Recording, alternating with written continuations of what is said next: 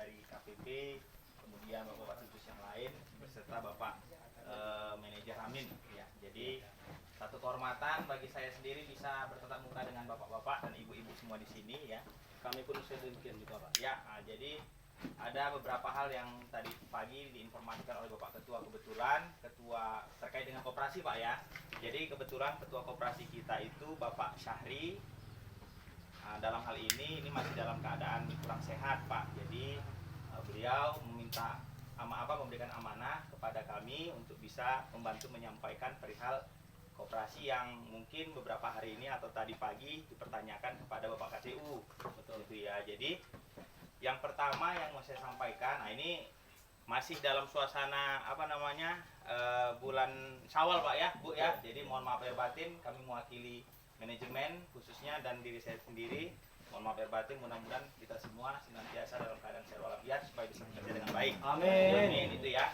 Kemudian kaitannya dengan koperasi ya. Jadi perlu saya sampaikan sedikit ya, bahwa koperasi ini Bapak Ibu ini adalah milik kita bersama. Ya, itu yang perlu kita sepakat dulu ya Pak ya. Milik kita bersama. Jadi ketika kita sepakat koperasi menjadi milik kita bersama dan kita kelola berusaha dengan baik, harapannya ini nanti bisa tumbuh berkembang supaya ke depan lebih baik.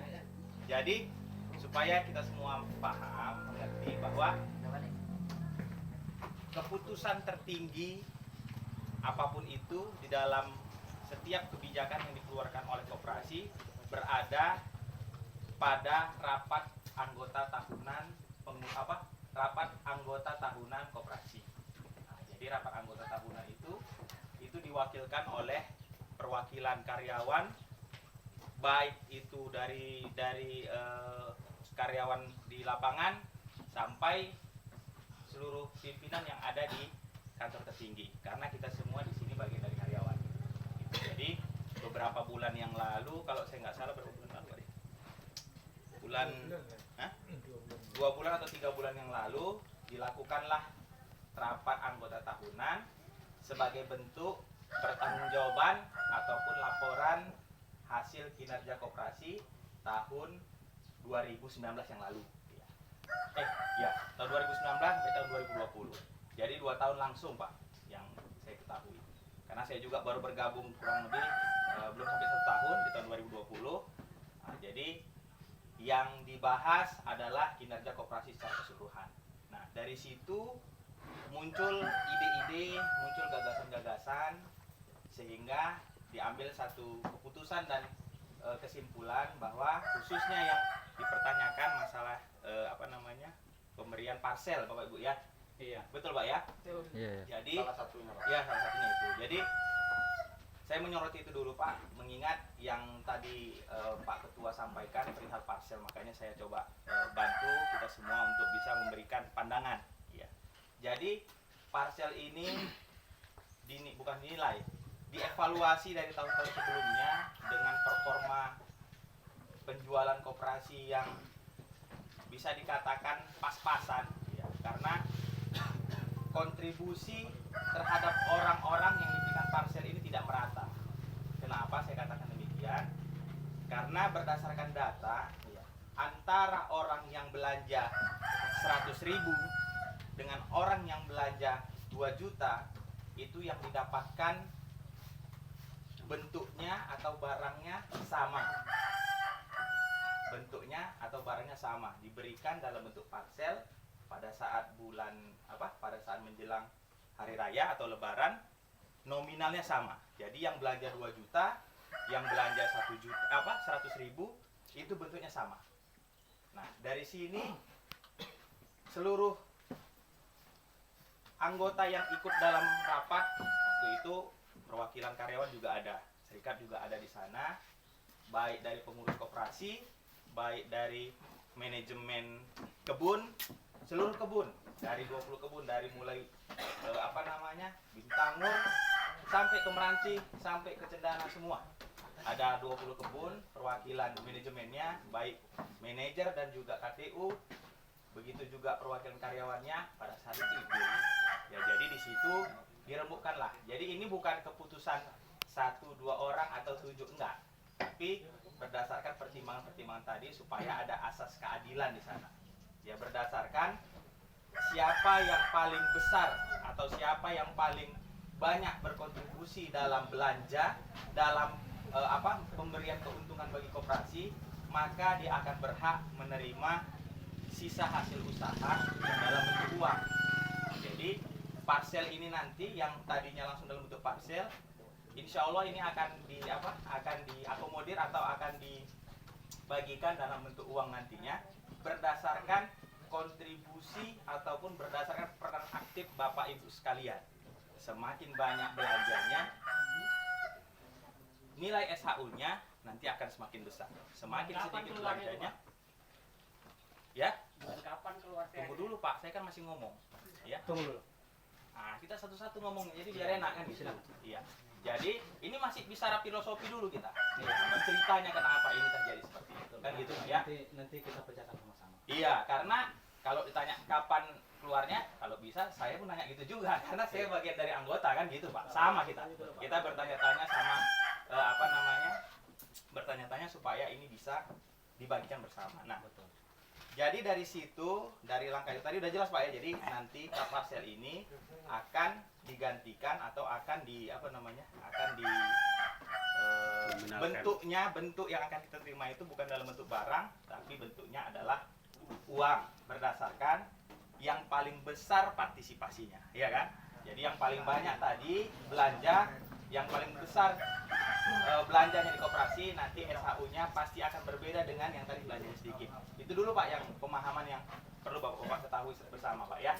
Nah, pertanyaan kedepannya Pak, nah itu tadi masuk, kapan itu akan dibagikan? Nah, dibagikannya ini karena kita closing atau tutup buku laporan anggaran ini tahunan Pak ya. Jadi akan satu periode. Jadi kalau misalnya tahun 2021 dari Januari, Desember gitu kan. Nah, kemudian yang berikutnya gitu juga. Jadi satu periode. Nah, satu periode dia.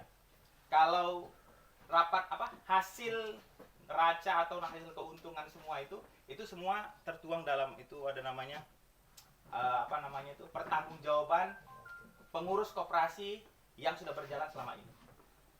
Ya, jadi dari situ semuanya sebenarnya terlihat dari mulai tunggakan kita ataupun kawan-kawan ada yang kabur, itu semuanya terlihat. Nah, jadi untung ruginya, termasuk juga biaya pembelian yang parsel di tahun lalu itu semua kelihatan. Jadi nampak berapa keuntungan bulanan dari mulai Januari, Februari, Maret, April, Mei, Juni sampai dengan Desember. Nah, itu. Jadi nanti nilainya itu tadi berdasarkan jumlah yang kontribusi kita belanja yang terbanyak. Nah, itu dulu. Jadi Bapak-bapak yang perlu saya ingatkan, yang perlu saya tekankan di sini, ini nggak perlu takut, nggak perlu khawatir. Kenapa? Karena yang kita kelola ini bukan punya perusahaan, bukan punya saya, bukan punya siapa-siapa. Ini punya kita bersama. Justru seharusnya kita berupaya untuk bisa bukan mensejahterakan ya, bisa ikut membangun koperasi ini lebih maju lagi. Caranya bagaimana? Caranya ya kita belanja di situ, ya kan, belanja di situ, nanti yang mendapatkan hasilnya kembali ke kita lagi gitu. Nah, itu dia. Pak, masuk poin kedua lagi yang saya dengar. Pak, kenapa ada harga? Betul nggak ya? Ada harga yang bervariatif ataupun ada harga yang berbeda dengan warung-warung sebelah. Nah, ini pertanyaan yang bagus Pak. Kalau memang ada contoh, perlu saya sampaikan strategi bisnis koperasi kita yang diterapkan oleh, yang dibangun oleh operasional koperasi. Kita kan punya bapak manajer koperasi Pak ya. Manajer koperasinya itu namanya Pak Dedi. Dia di KPP, jadi 21 unit koperasi ini beliau yang atur operasionalnya, dari mulai pengadaan barang, penetapan harga. Nah, ini beliau juga minta bantuan kita kalau memang ada harga kita yang nggak bersaing. Nah, contoh tadi beli beras ya kan di warung tetangga harganya 200.000 contohnya. Nah, di koperasi jual misalnya 250.000. Nah, ini kan nggak matching Pak, ya kan? Cuman jangan lupa dulu Pak, tengok dulu, jangan-jangan merek berasnya beda. Nah, kan gitu Pak ya. Tapi Tapi kalau berasnya sama, ini boleh Pak buat catatan siapa ininya di koperasi mana, bandingannya dengan warung yang mana. Nanti kita akan coba evaluasi. Jadi yang seperti ini sebenarnya inilah peran kita untuk menjaga dan membangun koperasi kita ini Pak. Ini peran Pak, kita. satu Pak. Koperasi kita sini dengan Resah tuh beda harga Pak. Dengan rasa Ya, beda. beda. Malah hubungan dekat di sini daripada Resah. Apa beda? Iya. Oh kalau itu berarti Ada permainan. internal yang Iya. harus, apa namanya kita akan coba tindak lanjuti Pak. Harusnya apanya Pak? Kalau beras tengah ada beda mereknya tuh Pak yang di warung sini Pak. Beda-beda enggak beda-beda. Kalau Horas sama. Horas sama. Sama ya. Horas sama, Iya. koki sama. Jadi gini dia Pak. Tadi belum selesai saya jelaskan masalah gimana cara mendapatkan itu keuntungan kita.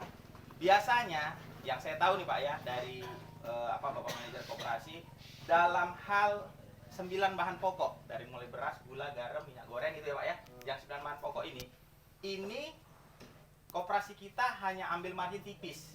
Nah, ini belum jangan putus dulu Pak.